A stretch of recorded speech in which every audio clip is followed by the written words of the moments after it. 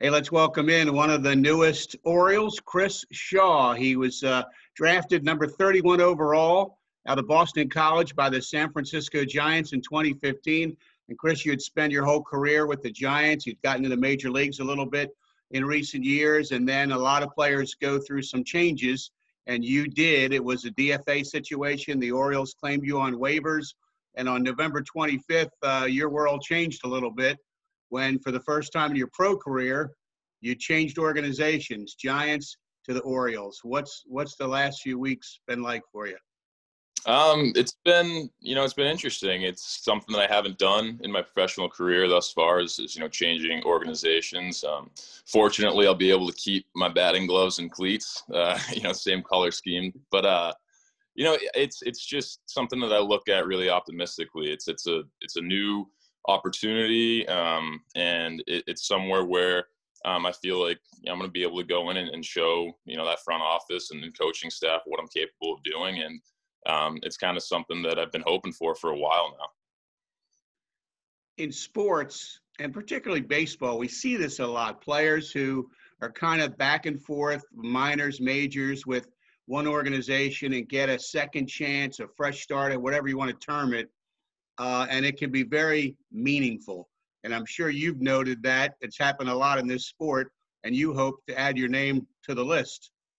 Yeah, absolutely. I mean, you look at a lot of these guys that are getting a lot of publicity now, the JD Martinez's and Justin Turner's, and a lot of these guys that kind of things clicked later on in their career for them, or it was just the fact of getting an opportunity a little later on. And those are the guys you look at, and you kind of strive to be when you hit a certain point in your professional career where it's kind of, all right, now who do I look to as far as a trailblazer, or just somebody who did it before you. And it's like you said, these are the types of things sometimes that are just start the domino effect, and you look back on it, and it's one of the best things that could happen.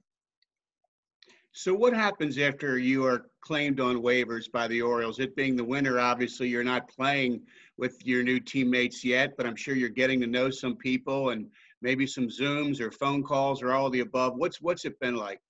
Yeah, so I actually know a good amount of the guys that are on the roster. I actually lived with Ryan Mountcastle, and I know Stevie Wilkerson's no longer on the roster, but he was. But I lived with those two guys in the fall league in 2017. So I know them well. I've played DJ Stewart since, the ACC, and Richie Martin was down the Cape when I was down the Cape. So I know a lot of those guys well. And as far as the initial contact that I had, it was a lot of just front office stuff, the logistical, medical, and everything like that. And I got picked up the night before Thanksgiving, I think. So it was kind of like they were like, hey, we're going to get through Thanksgiving weekend, and then we'll get you the information that you need. And, it's been pretty seamless, and any questions I've had have been answered, and it seems like a great organization. Small world there with you knowing so many people coming from the West Coast team to an East Coast team. But yeah. You said, was it Wilkerson and Mountcastle you played with in the fall league? What was it? What was that like? It was awesome. I think Mountie was just turning 20 years old at the time. So it was fun because I was 22, and we were everyone else in the house at that time. We had 7 guys living with us. We're all 22, 23. So Mountie could not, come out and partake in everything that we partook in that fall league. But Stevie Wilkerson was a great time as well. And that was just a really fun experience living with those guys. So I'm excited to see them. Pretty cool. Now, I mentioned earlier you were the number 31 overall pick out of Boston College in 2015. I know you're from Massachusetts. Your family has ties to BC, and obviously a lot of pride there for you. But let's go back to pre-draft that time. What was it like being a player who, you were a little bit of a marked man? Obviously, if you're going to be that high a pick, you're well known, and there's a build up to the draft and all of the above. What was it like?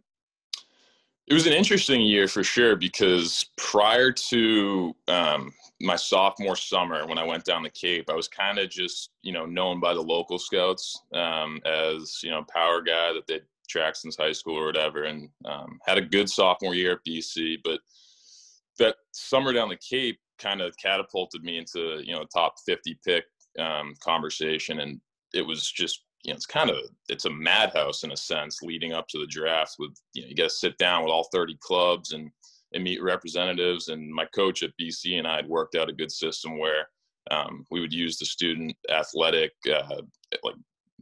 educational center for our meetings. I'd meet once a week. We'd have like a 3-hour slot, get as many done as possible. And so it was a lot leading up to just, playing the season. And then I ended up breaking my hamate bone like April 1st. So I ended up playing like 28 games or something. So then it comes down to, every conversation you've had with teams is only going back to April 1st. So they haven't seen you in 2 months. So there were a lot of question marks going into that week of the draft, and it was nerve wracking, but I was obviously very happy with the result. And it was a really special night to me. In reading some stuff about your career, it mentioned that you led the Cape Cod League in home runs that summer in 2014, and that you'd hit some 450-foot shots and just some prodigious home runs. I mean, was that a big thing? What was making that summer come together for you? I think it was just kind of a culmination of just me maturing as a player and just starting to feel comfortable with kind of, what I felt like my identity on the field was. I was a hockey player my entire life. So honestly, until I got onto Boston College's campus, I had never really fully committed to being a baseball player. And I felt like at that point down the Cape, it was just when I started to really kind of catch my stride in a sense and have an idea about who I wanted to be as a player and, what I was good at and what I needed to work on. And just kind of flipping into that psyche of, being a full-time ball player is really when I started to see the results kind of match up with the way I felt. You were born in Stoneham, Massachusetts, and you told me before we started taping you're from Lexington, 2 areas about not far from Boston at all, a few miles. Yep. You could almost walk. So, Oriole fans must realize, and couldn't possibly hold it against you, that the Red Sox are your hometown team, and you grew up, I'm sure, loving them and going to Fenway. What was that like as a kid, spending some time at Fenway Park? Incredible. I was fortunate enough to play there. 2019 we played at Fenway with the Giants, and just having that experience to take the field and not just be the spectator there it's almost like a religious experience when you grow up so just involved, and it is kind of like a cult, Red Sox Nation when you're growing up, and it's like kind of crazy in a sense the way that you feel, and I'm sure Orioles fans can relate to just it's like you're a maniac in a sense with how much you like. Because I was that super fan growing up, but all my friends were, so it wasn't like I was a weirdo or anything. But it was it's incredible. It really is cool. Were you like Jimmy Fallon in Fever Pitch? Nah, not quite. I wasn't sticking my lobster fingers in my ears at dinner to avoid hearing the recorded game. One more question on that theme. And you've already played at Fenway, as you mentioned, with the Giants in September of 2019. And I saw where your hometown had a Chris Shaw Day at Fenway Park. That had to be really something for a young major leaguer. Yeah, that was really cool. I didn't know they were doing it. We landed in Boston for that series, and our PR person grabbed me and said, "Hey, you're one of your town representatives is at Fenway and wants you to come down." And I went down, and all my high school and elementary school teachers all the way up had come to honor me as well, and some of my first coaches, and they ended up getting me a jar of dirt from all the little league fields that I played on in the town, which I still have, which is really cool. So it was special for sure. Very, very cool. So, Chris, now as you look to make the leap to the majors, stay there and have success, tell us a little more about your game. Obviously, the power jumps out, but it'll probably take more well-rounded things to get you there. What's still to come in your game? What are you working on? Where are you at right now? Yeah, I think that a big thing that I was fortunate to be exposed to with the Giants in the past couple of years is that they've gone full on analytics with pretty much all approaches for what we do. And in doing that, I was able to learn a lot about what makes, guys that are similar to my profile really good, and, how do they become elite. And so a big thing that I've really started to work on is just honing in on what I do well, and just trying to stick to it, and just trying to be,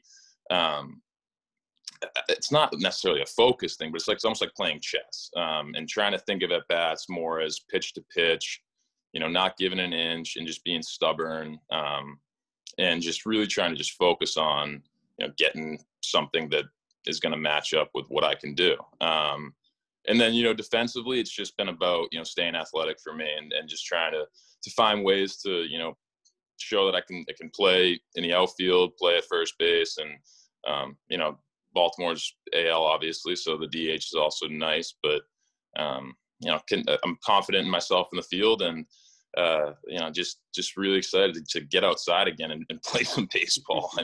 And been so long. Did you do any small analyzation of the Oriole roster, you or maybe your agent or family? Obviously, the Orioles are not lacking in first base, DH, corner outfield types who can hit the ball hard. And so maybe it says how they feel about you that they still added you to that mix. So I guess there's competition here, but obviously this team likes me or they wouldn't have brought me on. Yeah, I mean, anywhere you go in baseball, you're going to have competition. I mean, I'm completely unproven. I don't have a track record in the big leagues, and, like probably all the other guys that are my profile on the roster, I have a history of hitting well in AAA. So, you kind of like to come into any situation with the thought that, hey, at least, I'm competing for a chance here. And that's all you can really ask for at the end of the day is to be able to go out there and know that, the door's not shut the first time you step on the field. So, nothing but optimism as far as, looking at the roster and looking at, all those things that are so far out of my control and so far in the future that, I'm just really happy to be, getting an opportunity to go play. Well, Chris, great to meet you today. Thanks for taking time. We look forward to seeing you in spring training. Hopefully 2021 means a lot of normalcy for the sport of baseball, and we all get together in Sarasota in a few months. So really appreciate you taking time today. Yeah, thank you, Steve. Take it easy.